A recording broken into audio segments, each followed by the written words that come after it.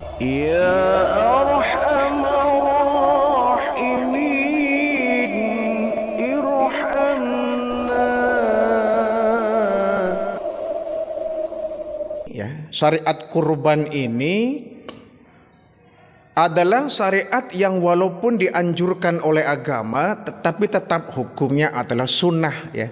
Tapi tingkatan sunnahnya adalah sunnatul muakkadah, di sunnah yang sangat dianjurkan oleh agama.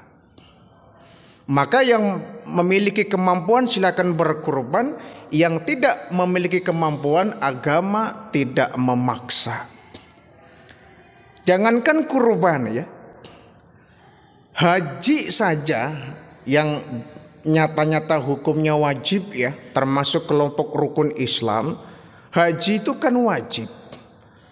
Untuk siapa wajibnya? Ya untuk seluruh umat Islam. Tapi di sini ada kriteria manistata'a ilaihi sabila, yang memiliki kemampuan untuk melakukan perjalanan jauh. Dalam hal ini yang memiliki ongkos, yang memiliki uang, silakan untuk pergi berhaji. Bahkan hukumnya wajib. Para agniya, orang-orang kaya yang memiliki kemampuan harta wajib untuk melakukan ibadah haji. Tapi bagi orang muslim yang mungkin ekonominya di bawah rata-rata, ya di bawah garis kekurangan, ya agama juga tidak memaksa harus wajib melaksanakan ibadah haji, tidak. Zakat pun demikian ya. Zakat itu kan wajib, rukun Islam. Tapi karena zakat pun menggunakan kekuatan ekonomi, orang zakat kan harus ada uang ya, membeli beras dan lain sebagainya. Maka yang tidak punya harta tidak wajib untuk bayar zakat ya. Kaum du'afa mereka justru mendapatkan santunan zakat. Demikian pula yang namanya kurban ya. Kurban ini kan kita membeli sapi, membeli kambing itu kan harus pakai uang. Lah bagaimana yang nggak punya uang? Maka di sana agama tidak memaksa. Dan kalau kita lihat sejarah ya, ini sangat menarik kurban ini. Berawal dari hikayat Nabi Allah Ibrahim alaihi salam. Dan kalau kita analisa sejarah, memang Nabi Allah Ibrahim ini banyak memberikan tamsil-tamsil ya, yang sangat bermanfaat, bahkan dijadikan sebagai pelaksanaan ibadah. Karena Nabi Allah Ibrahim juga sama ya, uswatun hasanah, bukan cuma baginda Nabi Ibrahim pun dalam surat Al-Mumtahanah itu bahwa Nabi Allah Ibrahim juga merupakan uswah. Contoh teladan untuk kita umatnya. Bahkan banyak ibadah-ibadah yang memang berawal dari sejarah Nabi Allah Ibrahim. Misalkan saja hitan. Hitan ini kan berawal dari Nabi Ibrahim alaihissalam. Ada lagi sa'i ya, lari-lari kecil tuh para jamaah haji di sana.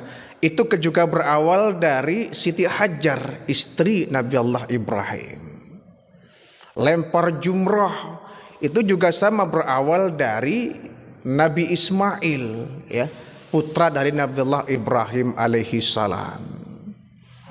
Dan banyak lagi ibadah-ibadah yang berawal dari sejarah Nabi Allah Ibrahim. Yang termasuk diantaranya adalah kurban. Jadi kurban pertama kali memang dilakukan itu dari Habil dan Qabil ya. Habil dan Qabil itu yang pertama kali kurban. Cuma Habil Qabil ini kan kemudian tidak sampai detail apa yang dialami oleh Nabi Allah Ibrahim alaihissalam. Habil dan Qabil dulu ketika zaman Nabi Adam mereka berkurban ya.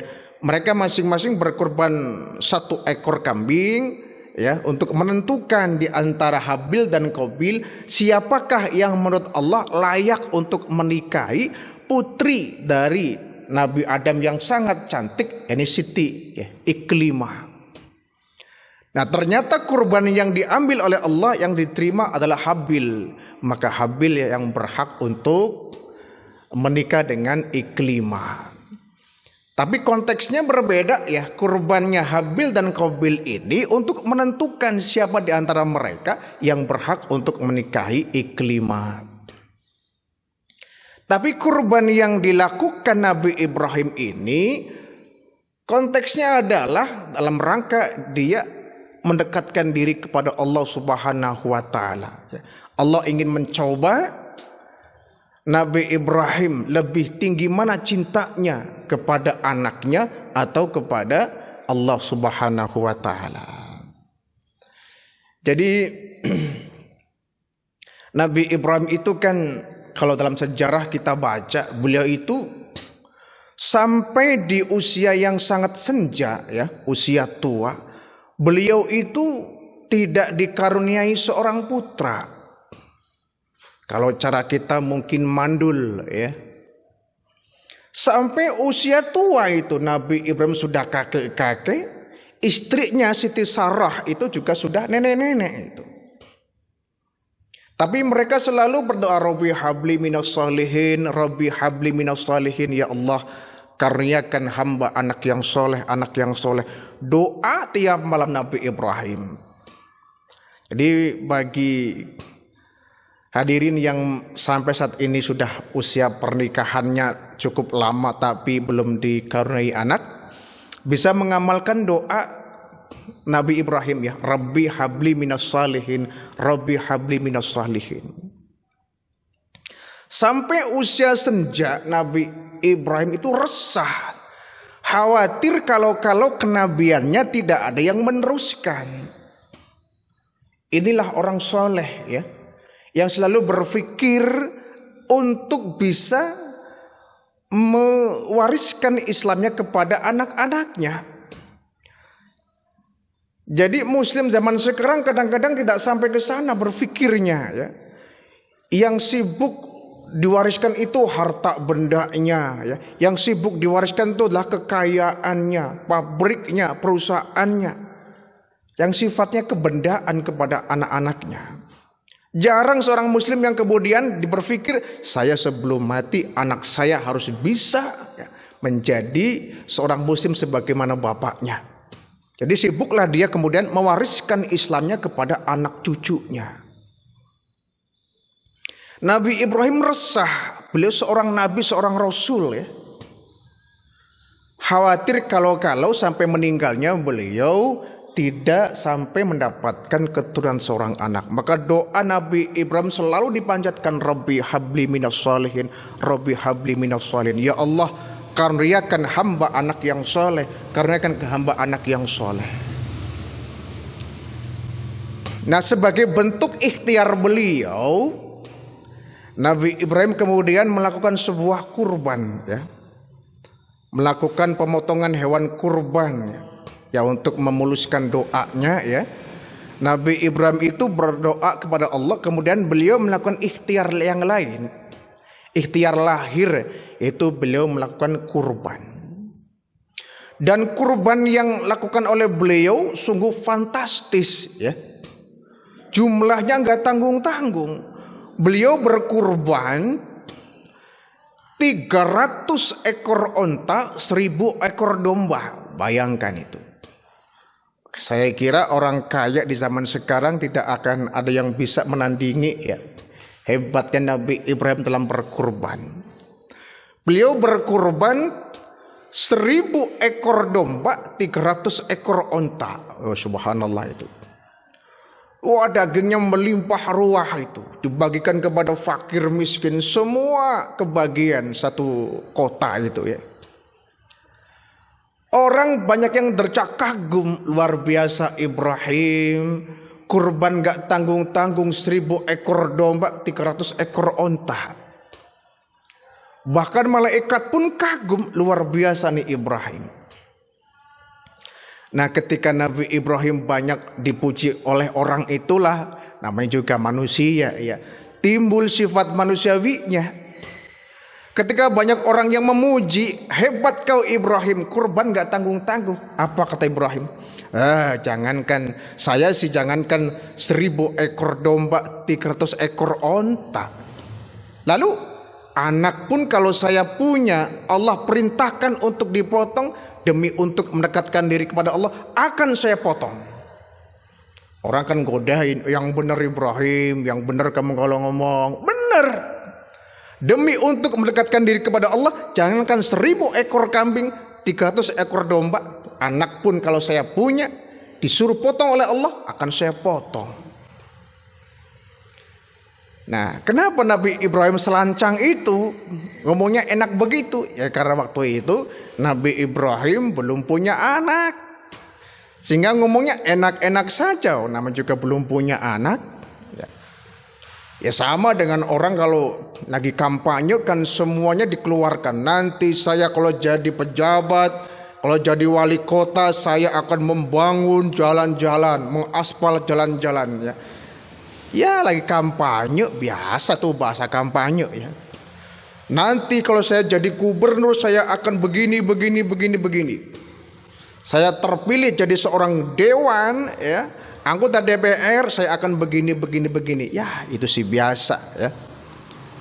Biasa bahasa kampanye begitu. Nanti dia naik jadi pejabat, kadang-kadang lupa dengan janjinya. Ngomongnya enak kalau belum jadi. Nabi Ibrahim juga enak bilangnya tuh, saya akan potong itu anak saya kalau saya punya anak nih. Allah perintahkan disuruh potong, akan saya potong demi untuk mendekatkan diri kepada Allah. Nah sudah, Nabi Ibrahim bilang begitu, berlalu 1 tahun 2 tahun ya, sampai Nabi Ibrahim lupa dengan ucapannya. Satu hari Nabi Ibrahim ini dengan segala keresahannya ya, beliau kemudian mengajak berdialog itu istrinya Siti Sarah ya. Siti Sarah ini naluri seorang istri ya, ketika dia merasa tidak mampu mengandung seorang anak, dia akan merasa nggak enak kepada suaminya ya. Dia bilang kepada Nabi Ibrahim, Mas, kalau cara kita ya, Mas, bertahun-tahun kita berumah tangga ya, sampai kita sudah menjadi kakek nenek. Iya, tapi sampai saat ini kita belum dikasih momongan, kita belum diberikan seorang anak satupun. Bagaimana ini Mas? Kata Ibrahim, ya sudahlah, sabar saja, mungkin belum waktunya. Ya tapi kapan lagi Mas? Sudah tua kita ini, sudah nenek kakek, mungkin besok-besok kita mati. Bagaimana kalau kita meninggal belum punya anak? Kau jangan bilang begitu, yang sabar, banyakin doa. Loh kalau doa sih Mas, nggak kurang-kurang saya berdoa tiap malam minta kepada Allah. Lah yang buya bersabar, kata Nabi Ibrahim. Nanti juga kalau sudah waktunya akan dikasih juga. Tapi kapan Mas, itu sudah tua begini? Lalu mau kamu apa? Kata Nabi Ibrahim. Mau kamu apa? Begini Mas, saya punya ide. Ide apa? Bagaimana kalau Mas nikah lagi lah? Kaget Nabi Ibrahim, nikah lagi? Kamu gimana sih? Nikah lagi Mas, saya nggak enak, saya khawatir sampai tua, sampai mati aku nggak bisa memberikan keturunan. Sudahlah Sarah, kamu yang sabar saja. Enggak Mas, saya sudah punya satu keputusan, kau lebih baik nikah lagi lah. Siapa tahu kau ketika menikah dikaruniai seorang anak. Enggak mau ah. Sudahlah Mas, ini demi masa depan kau sebagai seorang nabi, seorang rasul. Ini aneh ya. Kalau kita kadang-kadang kebalikan ya. Kebalikan, istrinya ngelarang nikah, suaminya diam-diam nikah. Ini sini Sarah luar biasa, suaminya dipaksa-paksa untuk kawin lagi. Dipaksa kawin lagi. Wah, kalau suami zaman sekarang disuruh paksa kawin lagi, wah ya asik itu. Oh nggak dipaksa juga sembunyi-sembunyi. Ya. Dipaksa kawin lagi sampai Nabi Ibrahim terdesak. Ya sudah, kalau kau yang meminta, ya sudah, saya mau dengan syarat kau yang mencarikan calon istri buat saya. Baik, dicarikanlah seorang gadis ya, yang masih muda, ketemulah dengan Siti Hajar ya. Maka oleh Siti Sarah, Nabiullah Ibrahim dikawinkan dengan Siti Hajar. Dan alhamdulillah dengan pernikahannya dengan Siti Hajar ini, Nabi Ibrahim kemudian dikaruniai seorang anak. Seikhlas-ikhlasnya Siti Sarah, tetap saja cemburunya luar biasa ya. Suaminya menikah lagi, bahkan istri yang mudanya ini bisa memberikan seorang keturunan. Tapi bagaimana itu keputusan dari Siti Sarah sendiri. Nabi Ibrahim gak minta. Lahirlah kemudian putra Nabi Ibrahim yang namanya Ismail. Nah, di sini kemudian Nabi Ibrahim sangat begitu cinta kepada Ismail, dicium-cium, ditimang-timang, diajak jalan-jalan cara kita ya, disuapin, dimandikan, sangat sayangnya. Kenapa? Sudah bertahun-tahun ingin punya anak, keturutan punya anak, itu kan senangnya luar biasa itu. Ya, senangnya luar biasa. Ya, Sarah semakin cemburu. Ya. Kata Nabi Ibrahim, jangan salahkan saya ya, kau yang maksa saya untuk nikah. Begitu. Akhirnya Siti Sarah ini karena sudah kadung dia menyepakati perjanjian yang dulu ya, dia nggak bisa berkata apa-apa ya. Nah, dalam Al-Quran surat As-Saffat ayat 102, di sana diceritakan awal-awal mula ya, terjadinya peristiwa kurban ini. Jadi falamma balagha ma'usa ya, ketika Nabi Ismail kecil ini masih sedang lucu-lucunya. Nabi Ismail ini masih kecil ya, masih anak-anak. Satu hari Nabi Ibrahim ya, satu malam beliau bermimpi. Mimpinya enggak kepalang tanggung. Kata Allah, ya Ibrahim ufi binudrika. Ibrahim, bayar nadarmu. Nabi Ibrahim dalam mimpinya, nadar apa ya Allah? Kau dulu pernah berucap, jangankan 1000 ekor domba, 300 ekor onta. Bahkan anak pun kalau kau punya disuruh potong, kau akan sembelih, kau akan potong. Laksanakan nadarmu Ibrahim. Dianggap nadar.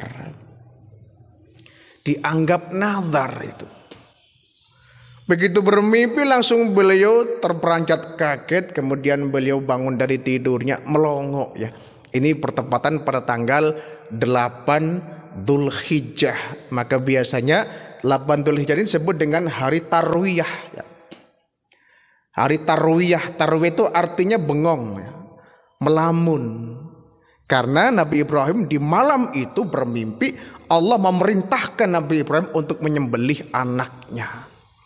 Tetapi Nabi Ibrahim masih ragu-ragu ya, belum juga dilaksanakan. Malam yang kedua 9 Dzulhijjah, Nabi Ibrahim mimpi lagi itu. Ya Ibrahim ufi binudrika. Ibrahim, laksanakan nadarmu, potong anakmu, sembelih anakmu. Bangun dari tidur melongok lagi Nabi Ibrahim. Ya Allah, tadi itu saya mimpi, bener apa enggak ya? Itu suara Allah apa suara setan? Kalau suara setan kok jelas amat. Kalau itu suara Allah, perintah dari Allah, kok keterlaluan amat. Masa Allah iya sih menyuruh saya untuk menyembelih? Itu kan perbuatan zalim, perbuatan dosa. Difikiri, tapi enggak kunjung juga dilaksanakan. Sampai malam yang ketiga 10 Dzulhijjah ini, Nabi Ibrahim kembali ditegur oleh Allah. Ya Ibrahim ufi binudrika. Ibrahim, laksanakan nadarmu, potong anakmu. Kenapa kau gak laksanakan? Sembelih leher anakmu Ismail. Nah, malam yang ketiga baru Nabi Ibrahim itu sedikit mantap. Ini sih bukan lagi iblis, bukan lagi setan.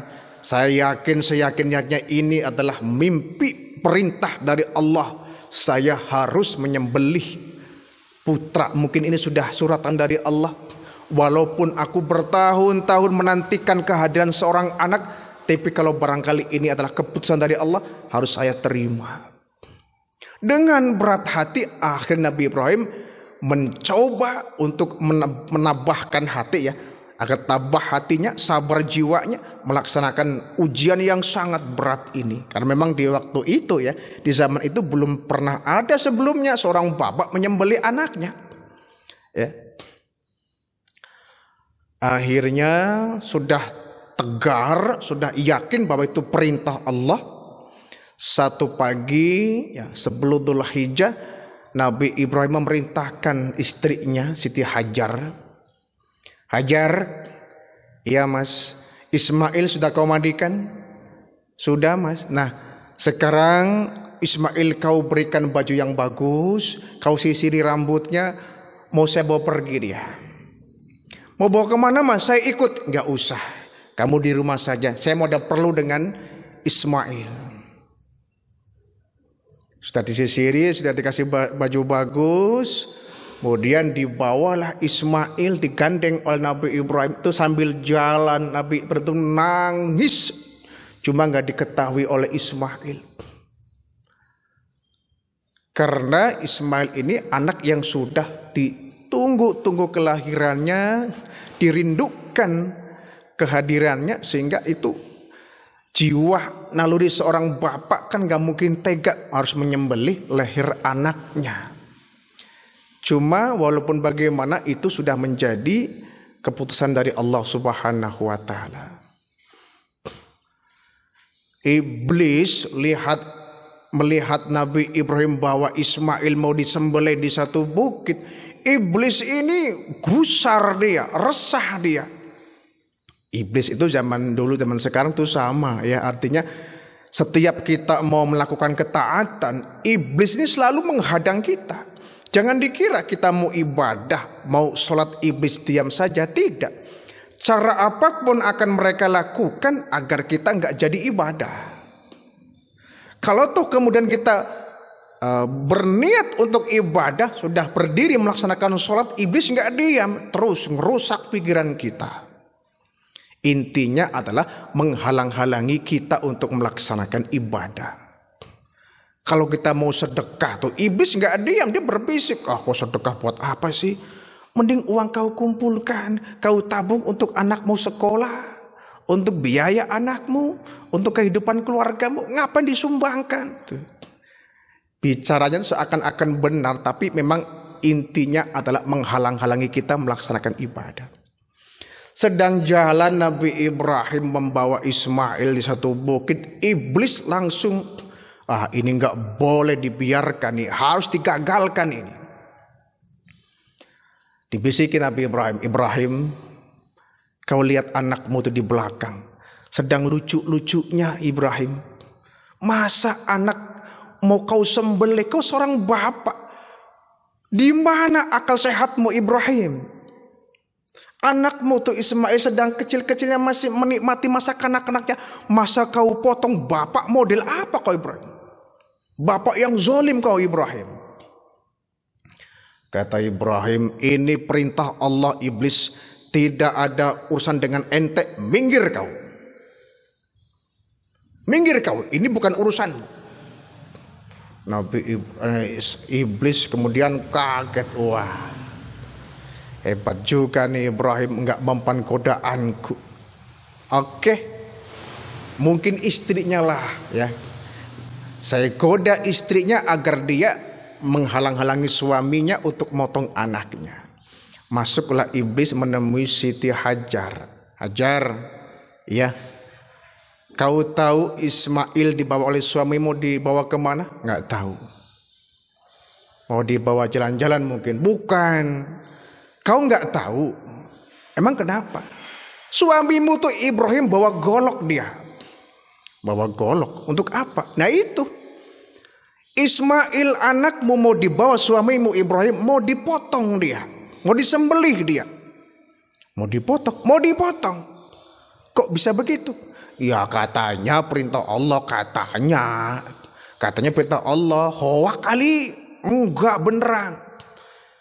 Kata Hajar, iblis, kalau memang suamiku akan memotong anakku, menyembelih anakku karena perintah Allah, jangankan anakku, aku pun ibunya siap untuk dikorbankan, untuk disembelih.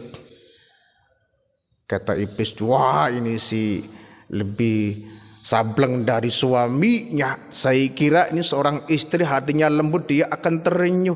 Ternyata tidak, malah pengen dipotong. Nah, Ibrahim gagal, Siti Hajar gagal. Ini kesempatan terakhir nih.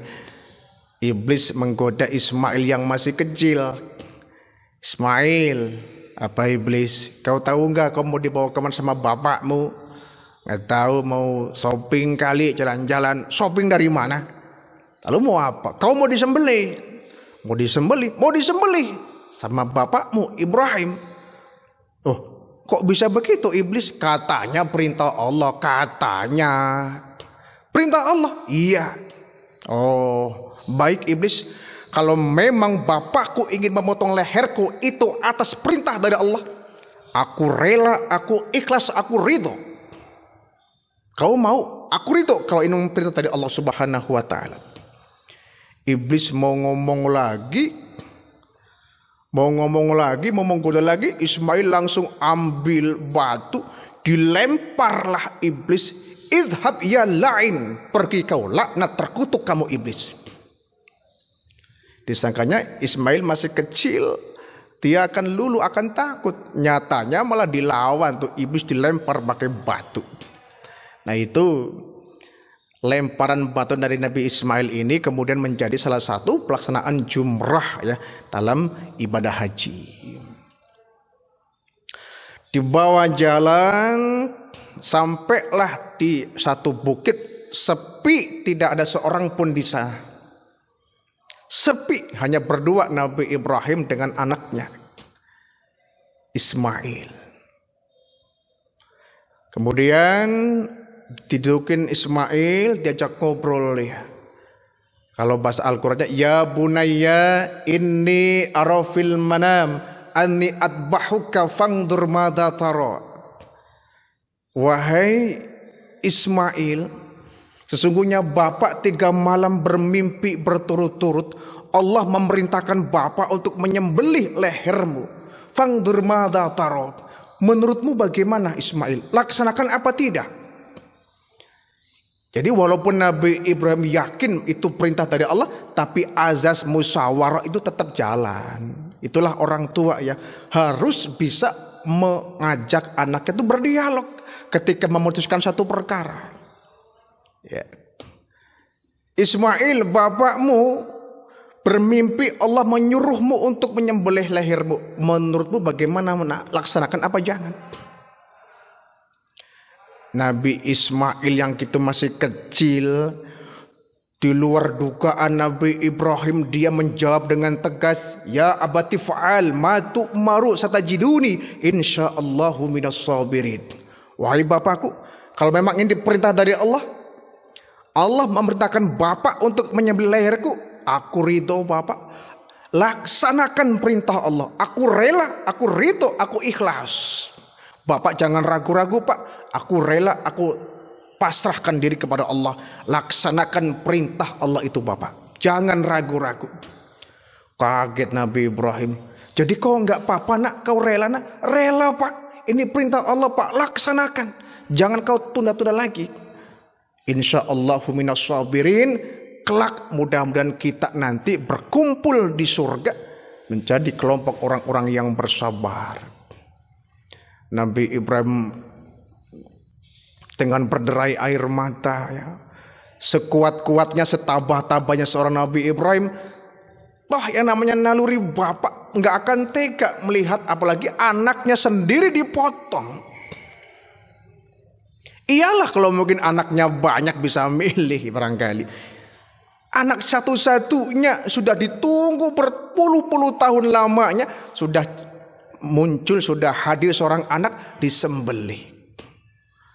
Makanya Nabi Ibrahim tetap nggak tega itu. Nak, kau ridho nak? Ridho pak. Sudah Bapak jangan ragu-ragu. Baik nak, kalau kau ridho, kita laksanakan perintah Allah ini. Nabi Ismail dibaringkan. Nabi Ismail pesan Bapak,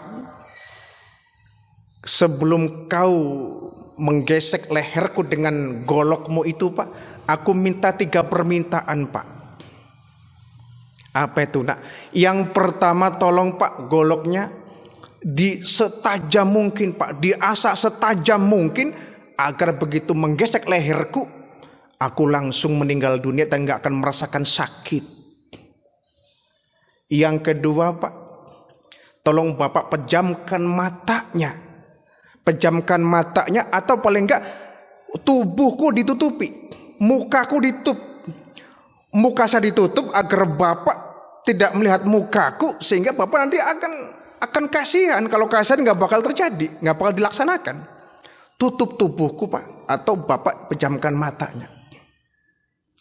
Yang ketiga Pak, tolong bajuku ini Bapak bawa pulang, serahkan ke ibu agar menjadi sebuah kenang-kenangan buat ibu. Nabi Ibrahim nangis, gak berhenti-berhenti itu. Air mata berurai. Sudah Pak, jangan ragu-ragu, jangan banyak merenung Pak, laksanakan Pak. Nabi Ismail yang masih kecil itu dibaringkan, ditutupi sebuah kain.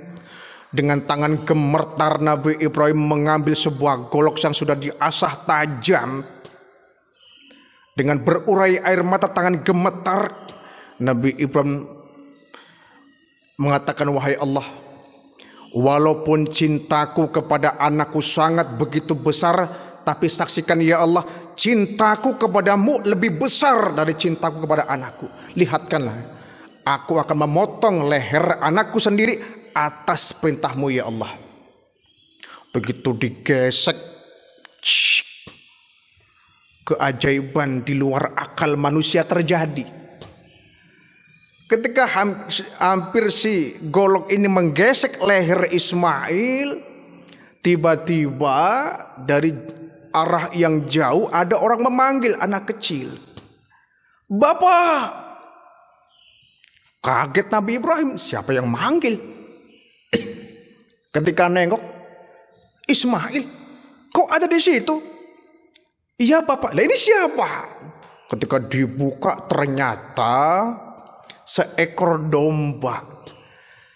Tadi ternyata di luar Nabi Ibrahim, ya, Allah dengan secepat kilat memerintahkan malaikat Jibril untuk mengganti jasad, ya, tubuh Ismail dengan seekor kambing gibas, domba. Ya. Ketika dibuka ternyata yang tergeletak digesek leher itu bukan leher Nabi Ismail, tapi adalah seekor domba. Ismail datang dengan teriak-teriak, Bapak! Allahu Akbar, Allahu Akbar. Nabi Ibrahim bertakbir. Gembira, terharu, bahagia. Takbir Nabi Ibrahim, Allahu Akbar, Allahu Akbar, Allahu Akbar. Disambung oleh putranya, Allahu Akbar, Allahu Akbar, Allahu Akbar. Kemudian dijawab oleh malaikat, walillahil hamd. Akhirnya mereka bertakbir, saling berpelukan, merasa haru dan gembira. Allah telah mengganti kurban Ismail ini dengan seekor domba yang besar. Sehingga ternyata Allah itu hanya menguji Nabi Ibrahim alaihissalam.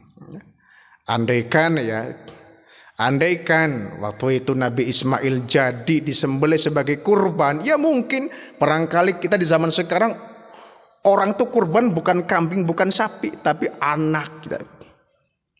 Kita bisa milih barangkali nih, anak yang paling badak yang mana nih, yang paling nakal yang mana ini ya. Nah ini untungnya ya memang sudah skenario Allah ya. Sudah menjadi skenario Allah, itu nggak mungkin terjadi ya. Sudah Allah atur sedemikian rupa, bahwa itulah sejarah dari adanya syariat kurban. Maka mulai saat ini sebagai syarat kita untuk melaksanakan dekatnya kita kepada Allah dengan berkurban.